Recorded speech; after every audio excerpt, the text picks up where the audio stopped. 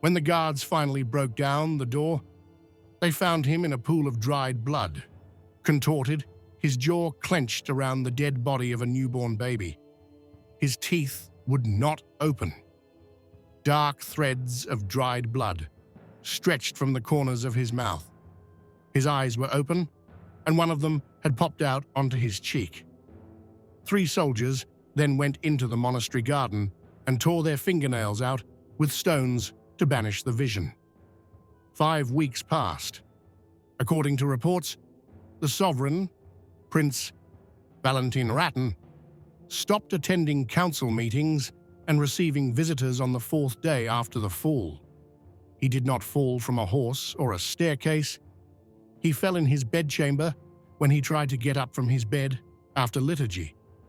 The priest who was holding his hand later testified under oath. He cried out and dropped his entrails.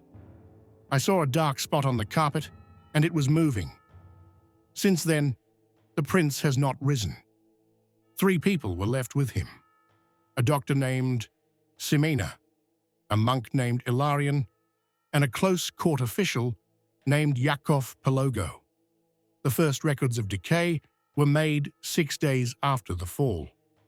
The doctor noted, the area between the legs and the lower abdomen acquired a foul odor.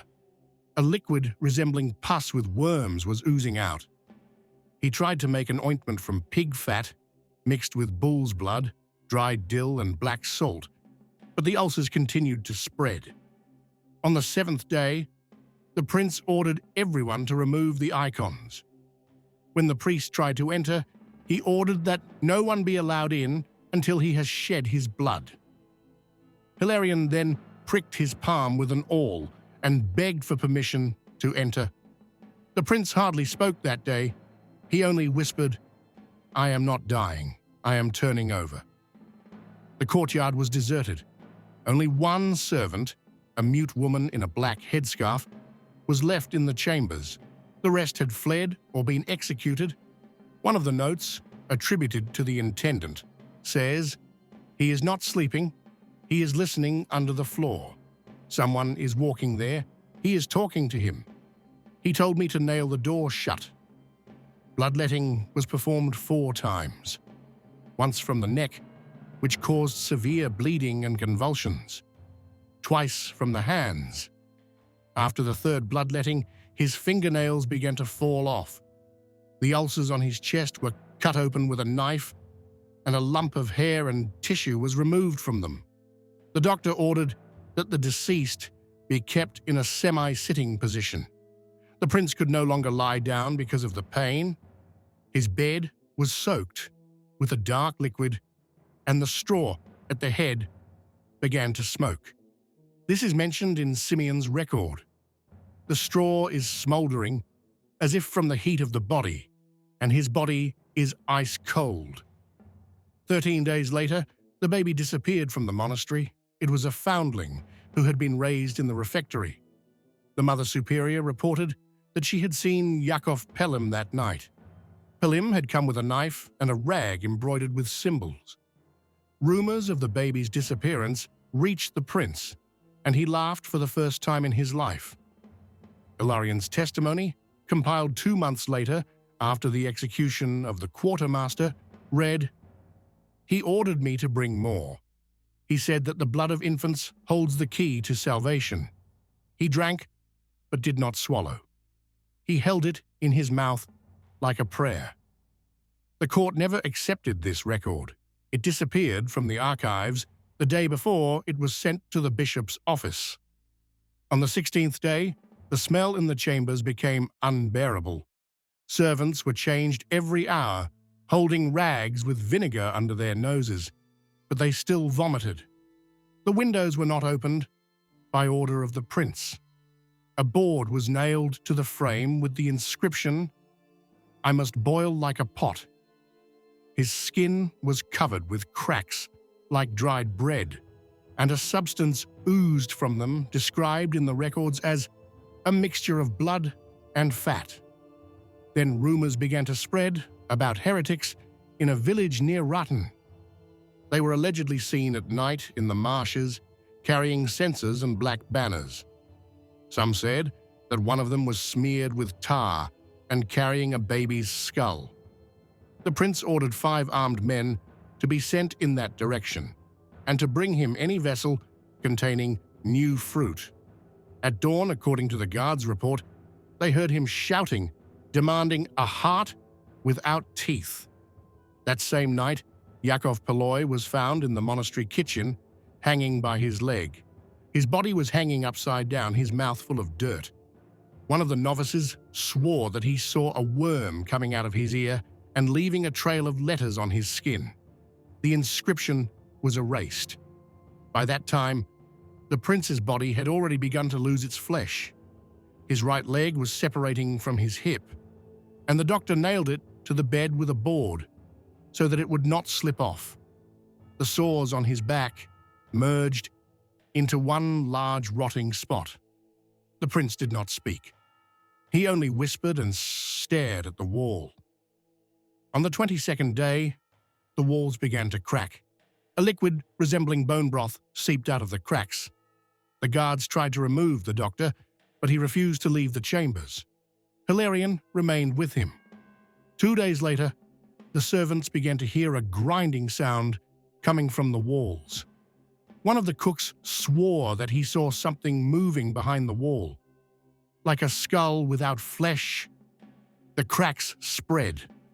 Only then did the prince ask for the baby. Openly, clearly, squeezing Hilarion's hand, he did not answer. And at night, someone brought the child. No one knows who. The night when the baby was brought into the chambers remained unnamed in the monastery chronicles. Later copies contain a deleted paragraph that reads, "Someone with a burned face, wrapping the flesh in sackcloth, entered without knocking, left and disappeared without saying a word." The guards, questioned later, claimed that there was smoke that night that wasn't there. The child's mother was never found.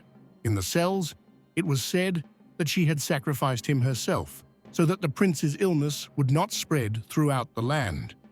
The child was still alive, but weak, breathing hoarsely with spots on his skin. Hilarion wrote, "When he opened his eyes, the prince groaned for the first time in many days. He twitched like a beast on a chain. His mouth was open wide, his gums covered with soot, his lips cracked as if something was burning inside him. The baby's blood was collected in a bowl, which the prince drank with both hands. He did not speak, only breathed, short, sharp breaths. Then he began to whisper prayers, mixed with delirium. He called himself the source of pus and the locked grain. The next morning, servants found him in his chair. He could no longer lie down. His legs were swollen to the size of vats, and the skin on them had turned black. One finger fell off when they tried to bandage his foot. The servant who held him later died of infection. Doctors poured vinegar and smoke from resin over his body, but the smell became unbearable. The walls were wet, and the floor under the bed was swollen. Dead rats covered in spots were later pulled out from there. The physician Simena wrote, "Moisture is dripping from the ceiling, but there is no rain. It seems that the walls are also beginning to rot." On the 28th day, the prince ordered the senior notary to be summoned and dictated his will. He could not speak clearly, and some of his words were replaced by moans. Among his strange instructions was to transfer his body after his death to the crypt under the monastery and leave it there for 40 days without a coffin, so that the flesh may speak the truth. He also ordered 6 scrolls depicting hell to be removed from the monastery library, to be placed under his head instead of a pillow. Witnesses claimed that when he said this, smoke came out of his mouth. The doctors no longer touched his body. The sores on his back burst, revealing a crater of pus. The quartermaster's report reads, "What is inside does not look like flesh. I saw a black film, it is breathing."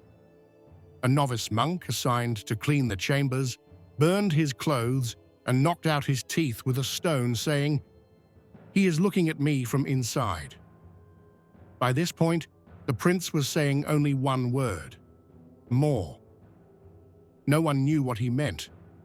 Then Hilarion, breaking his vow, led 3 servants to the swamp where the foundlings had disappeared before. There they found a woman selling potions. She had a vessel with a dark liquid and an embryo in a white bag. They brought it to the chambers, but the prince turned away. He began to shake. Blood flowed from his ears. He clutched the edge of the chair and screamed, tearing his lip to his cheek. His teeth gritted. Then he began to shout a name: "Bartholomew!" No one knew who that was. After that, he began to have seizures. His body convulsed. Spots on his skin turned green, and his skin peeled off. Hilarion scribbled, "His skin is like rotten bark, peeling off in layers. His mouth smells like rotten milk. He howls without making a sound." A basin of wine and vinegar was placed nearby, but everything around it quickly turned sour. Even the candles went out. On the 32nd day, he began to bite himself. His hand was tied down, but he broke free.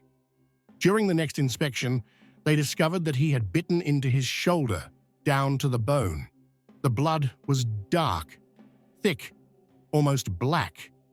Hilarion tried to give him opium, 3 times the normal dose, but the prince spat it out. Then they gave him more. But the effect was weak. His body was almost impervious to the potion. The servants said they saw him licking the liquid off the floor at night. After a few days, the walls began to bleed.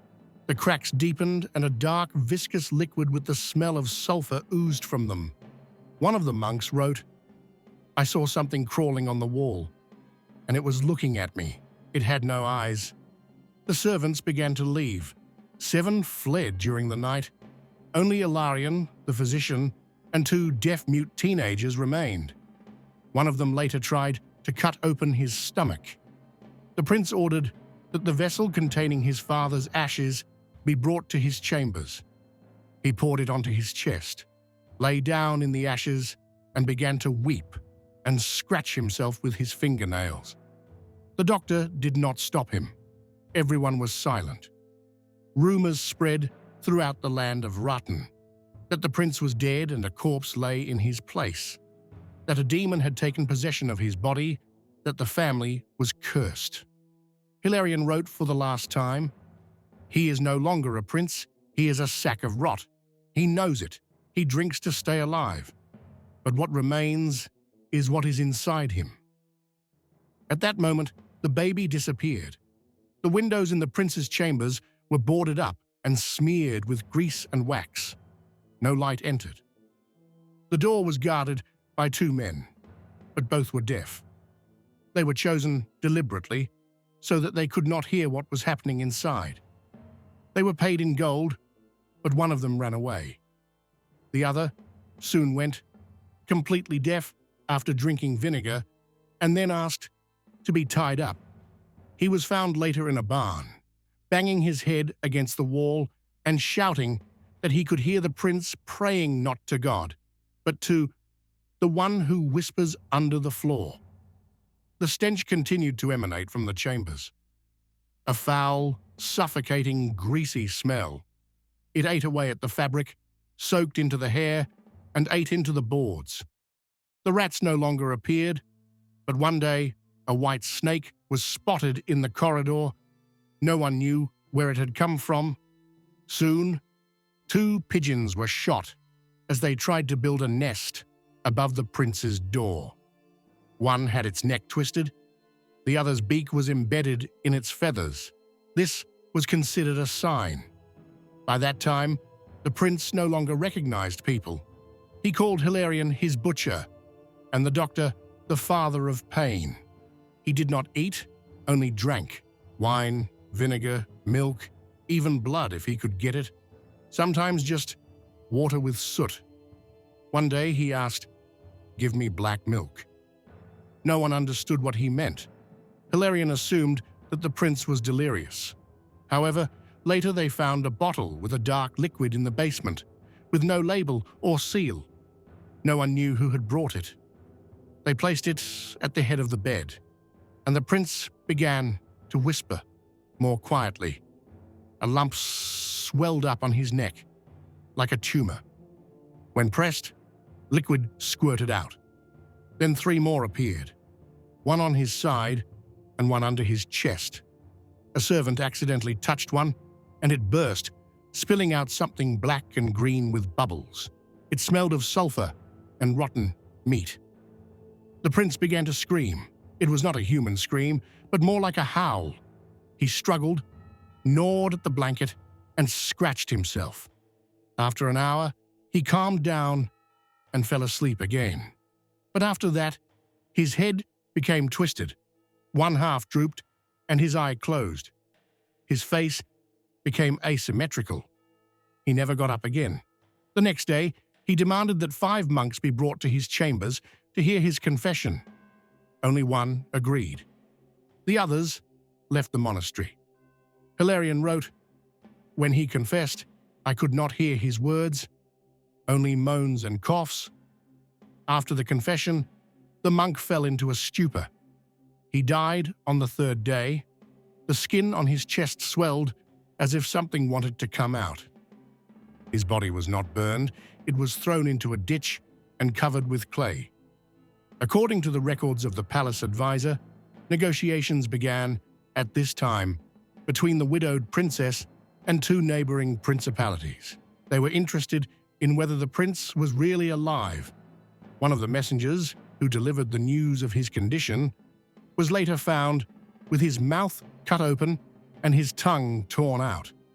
Letters delivered from the Lemberg court demanded that the seal be handed over to the authorities before winter, otherwise the principality would be declared incapacitated. But the prince did not die. By that time, his skin had turned purple-yellow, covered with spots and ulcers. Some of the ulcers had black edges.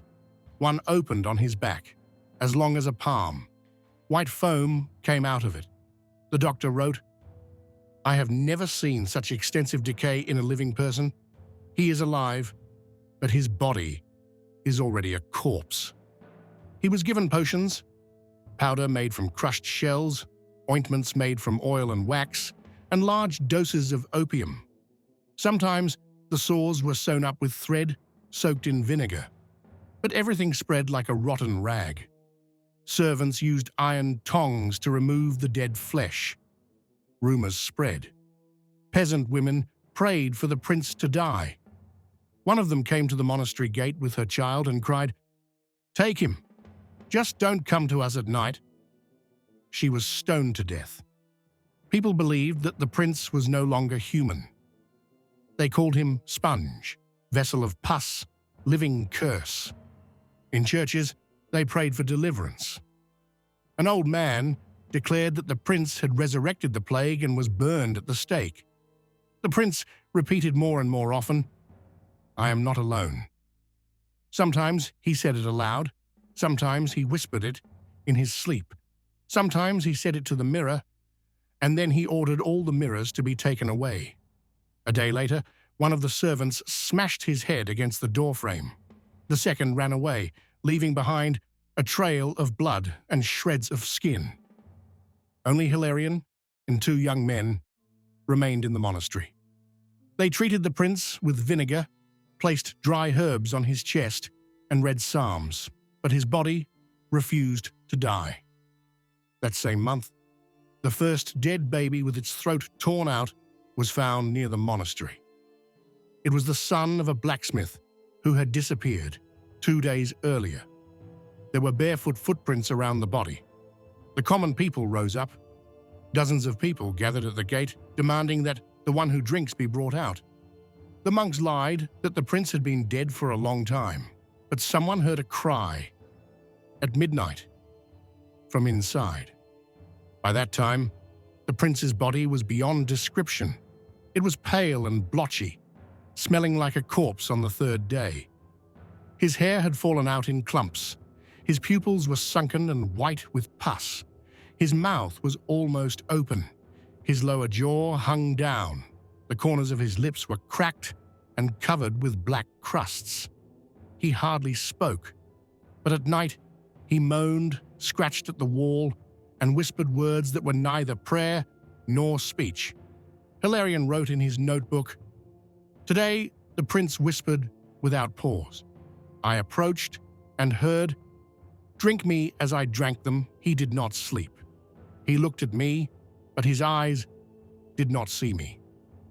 The servants who remained in the monastery tied their hands and feet together at night. One of them later confessed that in his sleep he approached the prince's chambers and stood motionless in front of the door until dawn. He remembered nothing except a voice that was like a ringing in his head, like when your ear hurts from pressure.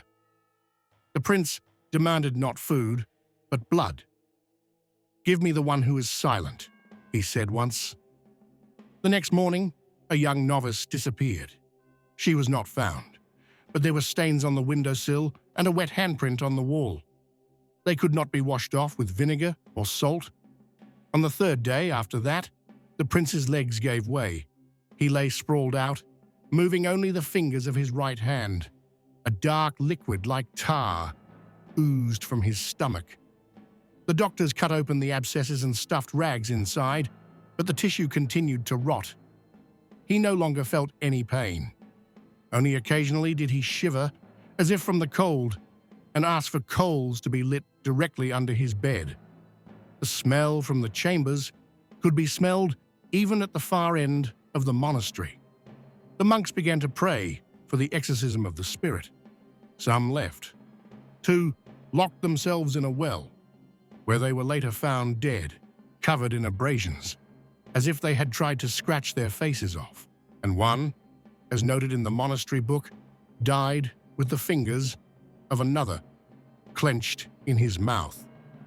During those weeks, 4 children disappeared from the area. One of them, the son of an innkeeper, was found alive but silent. He sat by the monastery wall, covered in blood, holding a boar's jaw in his hands. When asked what had happened, he said, "I was with him, and he knew my name." The next morning, he hanged himself with his mother's belt. The princess, upon hearing this, ordered the monastery gates to be sealed shut. No one was allowed to leave, not even food was allowed in.